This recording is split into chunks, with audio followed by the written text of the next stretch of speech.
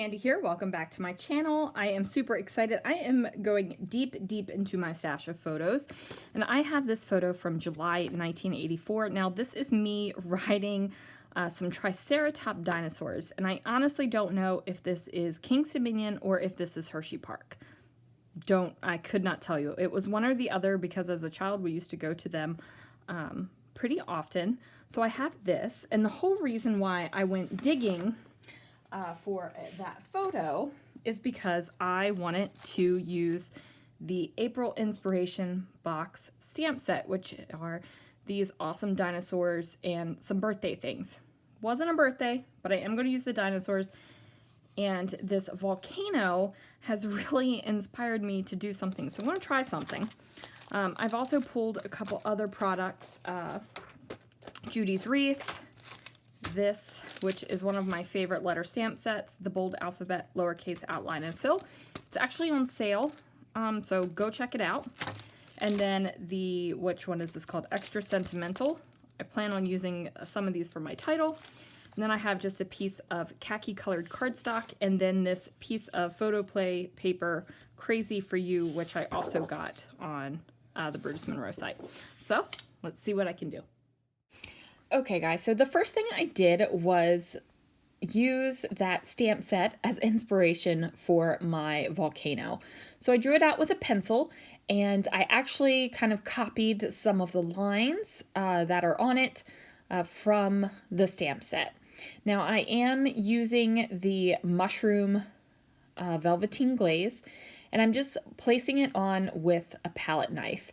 And since I want it to go off the edge of the page, and didn't want my volcano to kind of have like a skirt, I just went ahead and pulled a scrap piece of paper underneath of it so that I could just like fluidly move my palette knife down. Now I am going to set this aside to dry, and I have gone over the edge of the pencil lines, and that is okay. You're going to be able to see some of the pencil lines through the volcano here. I am going to go ahead and use some Aqua pigments and a water brush to go ahead and color in my dinosaurs. And I'm just using things that have been diluted more, and then full strength Aqua pigments to kind of fill it in.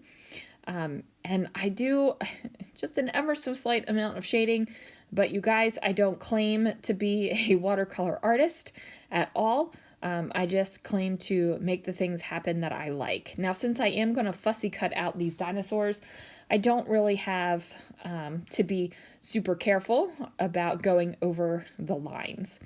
I am going to do the same thing on the purple one, where I'm going to darken some of the spots just to give him a little bit of shading and a little bit of texture and interest. Even though, like I said, no clue what I'm doing, just coloring it in.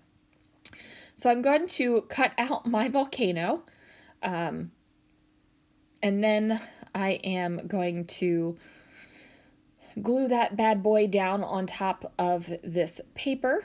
Now, I don't know why I went ahead and kind of made the top of the volcano kind of rocky. No idea why, because I'm going to cover that up. But, you know, I did it. And I am using this really old photo of me. I really wish I could remember if this is King's Dominion or Hershey Park. It would be one of those amusement parks. If anybody happens to know, that would be awesome. And then I'm just going to put my dinosaurs onto the volcano as well. Now, the scale is kind of funky because this is a big, oh my word, what's the word? I almost said lava mountain, but that's not it. Volcano. Yeah, this is a big lava mountain, you guys. And I'm tickling my daughter who is listening to me voiceover. So the dinosaurs are teeny compared to this big old lava mountain. And I just got to figure out where I want the dinosaurs to go and where I want the photograph to go.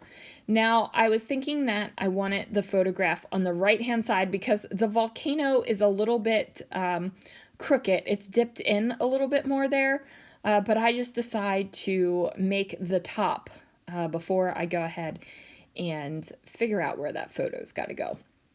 So I'm just using some liquid glue, and I am just squeezing the heck out of my liquid glue so that I can get a good amount down. And then I'm going to put on top these shimmer flakes. Now these are awesome. They're just super cool. They're great for shakers and all that kind of good stuff, but I thought that it would make a fun kind of lava explosion as well. Now I went ahead and let that dry a little bit, and while that was drying, I used the Judy's Wreath dies to go ahead and cut out a bunch of the wreaths. Now I figured that these wreaths could be cut apart pretty easily, and then I can add greenery to the bottom of my volcano. So that's totally what I did. Now I also decided to not put my photo on the right hand side of that page where the volcano dips in a little bit, and that's for two reasons. The photo looks like it's moving to the right because I am on one of those twirly Triceratops rides, and then the way I could get my dinosaurs to situate around the photo, it just felt better on this left hand side of the page. So I figured out how to get all the little greenery down at the bottom here. And I'm just using liquid glue again to go ahead and get those adhered to the bottom here. Now, if you are gluing anything on top of a glitter glaze, on top of a velveteen glaze, on top of any kind of mixed media, I always recommend a liquid glue. And that's because it kind of holds on and gets in there a little bit better than a tape would. There's just like the liquid, it allows to seep into basically its pores and really just adhere a little bit better than the tape does, because the tape will lay over top of the surface and won't really like get into the little nooks and crannies of your glazes. So use liquid glue. Now this photo is a little bit of an awkward size because it's an old photo. It's from the 80s, and the photos didn't come out true 4x6 back then. So that's the way it is. Now I'm just going to make sure that my little greenery bits are down, and then of course some of them are hanging off the page, so I'm going to trim that down. And then I'm going to stamp on the word beautiful. Now, it is a little bit difficult to see you guys in the video. You'll be able to see it a little bit better with the angle of the photo that that you'll see closer to towards the end. But in real life, you can see this pretty well. Like you're not kind of struggling to what it says. Like you're not struggling to read it. In real life, you can see it just fine. I don't know what it is about video cameras and lighting and all that nonsense that things just don't appear very well sometimes on camera, and when in real life they're just perfect. So what am I doing? Apparently I'm adding some more greenery. Put it around the edge of that photo a little bit, and you know, that just adds a little bit more decoration that I did not have down there before. So now I am going to use the, what is this? The purple, it might not actually be called purple, it might be called violet. It is the violet aqua pigment. And I'm just going to lay color down on this white sheet of cardstock. And then I'm going to go ahead and stamp over that so that I can get this color on my layout. And I want to use this color in particular. I want to go with the purple because I am using the shimmer flakes that have a good purple hue to it.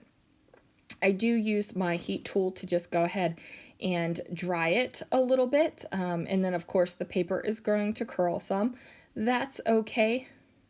If you didn't want your paper to curl at all, you could have taped it down to a hardboard, and then put your aqua pigment down and then let it go.